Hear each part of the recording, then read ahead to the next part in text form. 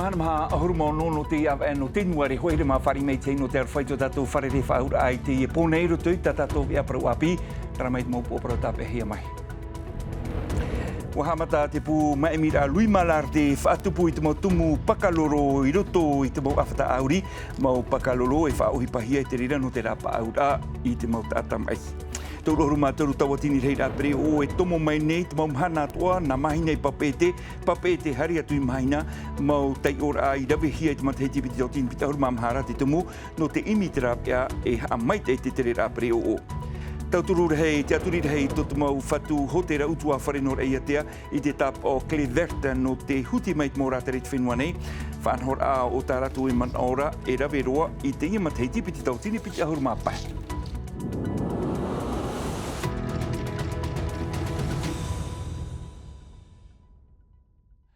No tiri ai te nā tātou wonu e muri mai te amanar ahia te ture whaohipai te pakaloro e ra au i o tātou nei wa haamata te pū maemir a lui malar te rira i te tanu i te ra au pakalolo e te rira roto i te awhata auri te aur a ti tau hie hapa o mai te parau no te whaito te anuvera te mori hui hare roa i te maa e te rira no te tupu mai te a te ia maura au i te imhana ua manuia te ia whanhora e riro rātou i te whaatupu atoa e te rira i raro ai te mau whare ie, tumparau te iha pohia mai mere te ato.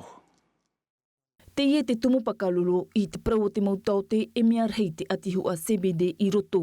Hari ati atihua THC mea i tiroa ia, tein ei te whaito aore tomatoru i ni ei tānere. Mau tumu pakalolo te ie o te pūlui malarde i tanu e iha aputu i roto i te mau awhata auri. E aiteif a ohipahia te rā au. Te oaoa nei mātou wa manuia te ohipa te rara ai te mātou inen he parau atu te maitai no te ea. E ere no mātou te rira arawhi, e ere atu o mātou i ho e whare hamani rā au, i te uman o te whiwhi anan hei, e hi o tōna tupur ai te whenua. I raro ai anei te pāruru aurera, i te whaapu raro ai te mahana. E ere ho e ahurui o nei mea whaatanohia, te anuvera te matai e te maa. Tā mātou e uiwi nei te pēhopea, e vai tano no anei te whaito, o te HC i a apuan e hia o ia i rāpē. Toru tumut a e puro hia i te ara e piti te matara mai tanu mai te no tōna ahu mai te a. Mau tumu te ie no te whenua mari te roa mai e inha e ere ho e a huru te rewai te rā whenua. Wa tāmatamata te mo eiwan a i te reira. Te wha e whawhan oi te whia a apui te ho e tumu papu e te mea hotu mai te. T'imagines que tu vas filer des petits plans à un agriculteur et puis Wheruri pai oe, horo oe ti tei tumu i te whea whaapu nāna e rohi, e pautona te ime no toe noa e ia tiare i te pai hop ea. E riri mai hoa ia ona, te rāt o tā mātou e hi o mait ei. Ia pāpu te tumu e horo ahia i a rātou e hotua ananai. Un plan dont les rendements sont stabilisés. I riti te tei hua atiare no te whaat atihua THC e te CBD nā te ie ia mātini e wha i te mai te whaito tata i tei. Mea nā rutu i te mo tei on hen he tā mātou e whawhaitu i te mo tumu pakapapu auri rā aita. I te pūlui malarde te maimi hiara te mo meit ei no te ia e vai nei roto i te mo rā au tupu no te whenua, mai te terevete i te vai anu. E tai a hihua te tata, mea nā reira ihua, te mo mitua ihua rano tā rātou mo tamari i. E hei an oi te CBD i te THC, e rā au te erohe i te THC, i tō uman o e tia i af at amei te hia te reira nā ratu i te ap ir a. Te veira te mo tō te ma imi i te pēo te rā au whaore mamae, penea e anan hei, e nen hei mono hia te doli pran. No reira, e mea fof ate i tum protein hana. Ça ne dépendrait que de nous, on commencerait demain. Mais vous comprenez que le sujet n'est pas aussi simple. Mahana mha i muri nei e amana roahia ai te ture e enen he te pū e tanu i raroa ai te pāruru. Pāruru e pēhanere metera tuia te aano o te iha amohia i pā ea. E me tā i whaiti atu nei rutu i tātātou mau oprau warawehia te tei ora ai te mau preo o e te rerei te matahiti i meiri. E nei te mau preo hiora e tomo mai nei, mai mahi nei papete harit atu i mahina. I au te pūahur a te whaaterera hau no te mau patur ararhei. I te mahana ho e tei o hia toru ahuru mā toru tauatini rei rā preo o e tomo mai rei papete e mai papete harit atu rei mahina. E te tumu arawehia e te i tei ora no te amai te ihua i te parau no te tere rā preo i o tātou nei. Tum parau te iha pohia mai vetiare nauta. No te tei ora i te mo pre o oi tere mai nei nā mahina i pape e te ua whaahupat whaatere ahau no te patura i te teimau rawe a papu. E wa whaipahia te mo matini, i nia i te promu, no te tei otra, e wa whaipatoa i te taata, no te mea i roto i tra tei ora, wa haina aru atoa mātou e tei o e hia taata i roto i te preo, e hat te whaoro e whaipahia, te pitiwira anei, te preo, e trai te whawha i tūhia, te mo taata no te tei o. Te mea i te hiara, ua mara a tā uenua te mawhaur o piti huira, piti ahurun e chanere te whaito i te imhana, e mea i te iafa au hia i tot whenua wharani, i te tuha aihuara no Paris e Marseille, tei ono tātou e maha ni e chanere. Te ie whaito e whaau atoa hiaro toi tā mātou mo opuar a whaanania i te poromu i te oirepu. I nā hei e ere te piti huira i te mea piapi i te hoe pere o. Iau te mautua tapapara, roto i te area no te hora ono e te awhai te hora hitu, i reira i rahi mai ei te pre o i roto i te oirepu, i nā hei a numerahia, wahau i te vautawatini pre o e tomo mai nei te rahora i pape e te. Te aura wa mara e tawatini whaoro, me te mataiti piti tawatini e ahuruma hitu. E te hoi tātou te taupupura o te tere apre o, i te promu. E te whawha me tau i prau, te whawha no te mo tei ora. Ia hi o e me whawha nei e rawe te mo patura ta whatereo e inaro e rawe. I te pen no te whaahura pere o i te pretitinira. I te arua panasino e Charles de Gaulle. I erima atoa e i mahina. I te awa e prerai mati, e riro whaahau te i tei ora apre o i te whaahupahia i te pet o Aotera, mai wha ai Taravao, i nā i te reo te whaaterera, i reira te mo opuar a patur ai te mea whawh arua i te i mautau i mua nei. E te tei parauat o ana tātou e tupu te heiva o te fifo mai te tauruhuru maha oe no te tenuare te atu i te iwa no Februare, tauruhuru maha aurheit a hoho au te maetihia, pere te tenihia te i whanhora i te imateiti e Ben Salama, te papu ua mara a te numera o te mo hoho a tawirihia i o tātou nei, wariro ia e ua uar a taramai te moha papura. Ahuru rehit aho oai o i roto i te tataura, ahuru mapau e ita e o i roto i te tataura, mau hoho a te ie niu hiain e te ora a e te mau uhipai tupura i roto i te mau whenua no Oteania. Des questions environnementales. Te veira te parurura ai te aru te imarewa, te ora ato te ieti, te veira te hoho ape ape a huruma mari, te hoho ai e te aamu te a ai, rahi te wiwir ai, te hia ai e iriti to rapa. On a besoin de s'ouvrir vers l'extérieur. Te wahi o oi te imateiti, rei te mau hoho a tawiri hia i te whenua nei, a huru mahau e reit a e ua rau te mau tumu parai maetihia. On est vraiment très heureux, très fiers d'avoir une aussi forte présence de films polynésiens cette année dans la sélection. Mea ua roa ia i te oi te reheira au te mohoho ai tāwiri hia i Porine Tianei. Piti ahuruma piti mateiti te nei te fifo e wa i te hia te mara ar a o te mohoho ano te whenua nei. Tapaof ai te anante noa tura te taata i rawe te ie e a. Uhupa te topa roa te tera amai te tovi o panipeni hia i rawe te uhupa i te imhana mea rahei te mohoho af ahia hia mau. Faire avec et surtout produire des films de qualité, des documentaires, de la fiction. E mai te mātau hia, te fifo e te mea tua ia no te tua tapaparain e te huro te i mahohoa, a mohia te te mo pia o hipara, mahohoa e nenhe e mate e i te wharetahuti nui, aurira in e te taua natirara.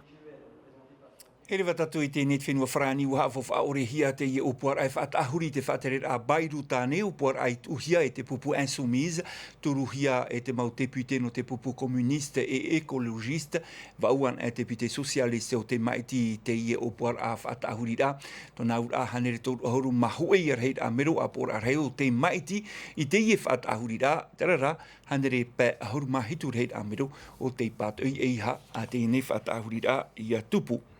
E te mea hui ai tate i upuar af at ahurid a i te whatere a Bairu i manuia te aura arai te apora a te maut ofa o maiti hia te tapura fofa ato te aramona i te i a ahia tanei toru hanero no ahuru miria toa ta frane tapa ofa i te turu papura a te maut ofa i te whatere heo no te aramona i a Manuel Valls e te papu wariro atu atu mo whenua no te aramona i man on ora na te whatere heo nui mata mau i a hui o Bairu tane tumprau te i hapo hia mai mata i horei.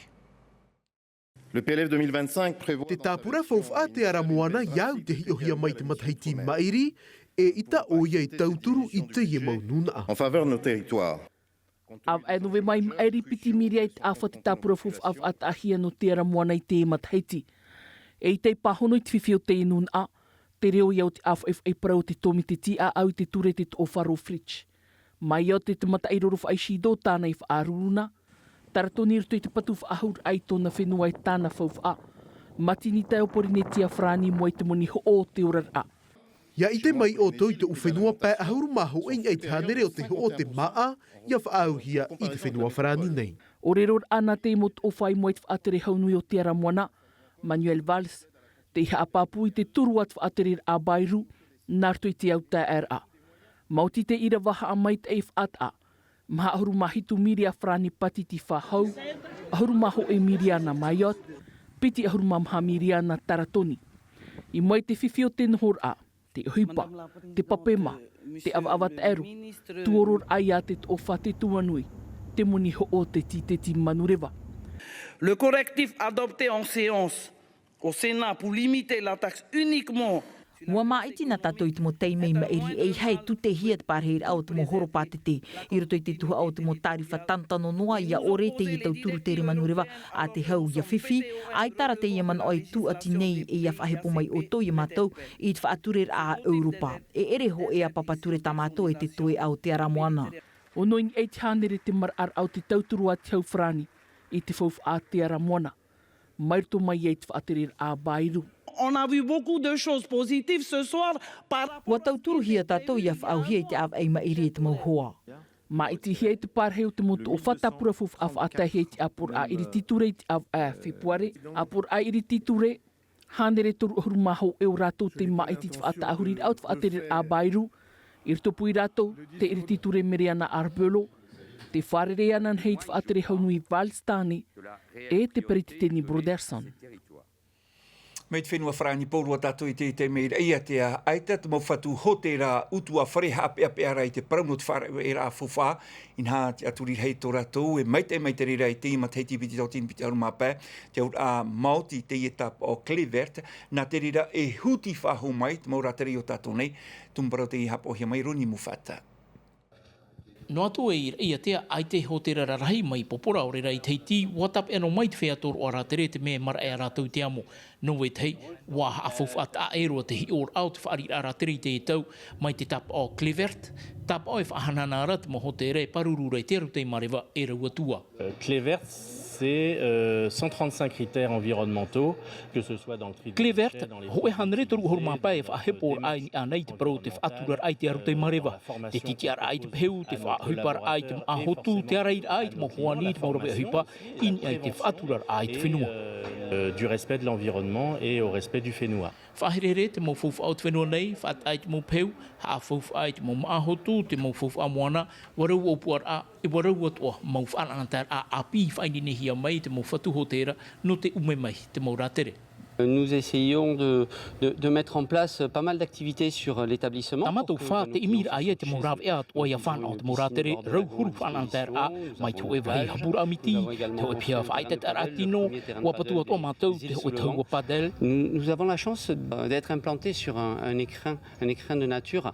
Te whai whahiahia i o nei, wa i te whenua i te mau whauwha arau o ta mātou atua, in arore atu mai te ei, ia o te mau rātere i wahi tāratou e nhora. Pour que nos clients se sentent chez eux. I rutoit eure pū ho ea whanhor airawe hia, ia whan o te tātu ar au te moratere whanu maira i Uturua. J'ai la chance d'être en centre-ville et du coup j'attire beaucoup une clientèle. Te moratere e haere mai nei iau nei no te oi e tau poto noa.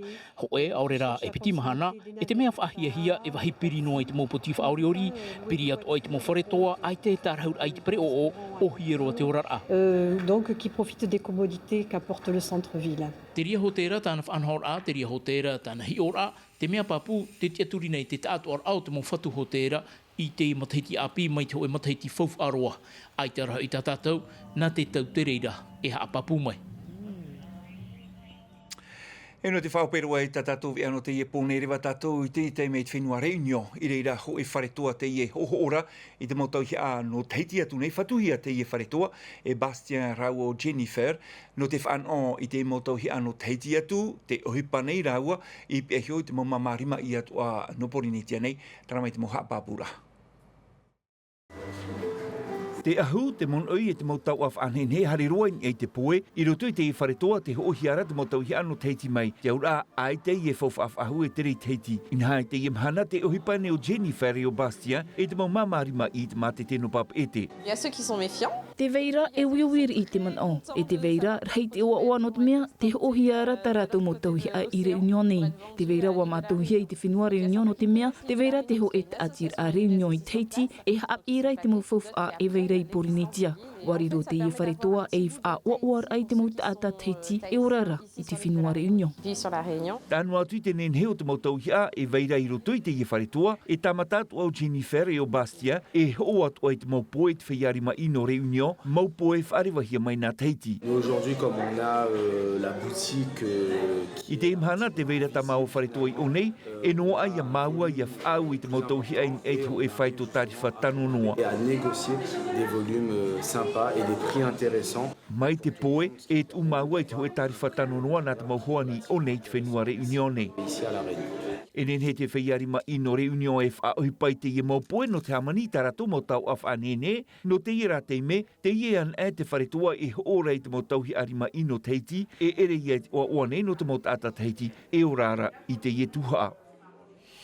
Traho mana te toa parau whaopero I tatatou e ano te pōm hanam hane I roto nuam a te miti te veare whrani hap o he mai te rire Sophie Gebel, anan hei e troar ano te I hope e hepe tumana he manu tai e rauti mei tatatou ea, hap o mai te I otoi te I aru e arain e te promu te I hope e hepe tuma, mai te bai homa te tam ara o tui tarahoro he mai te ta auto tama ara a te aroha I arhei, parhei. E haa pururuhia te iwi a, ini a I te tahua Natirara a Tino TV.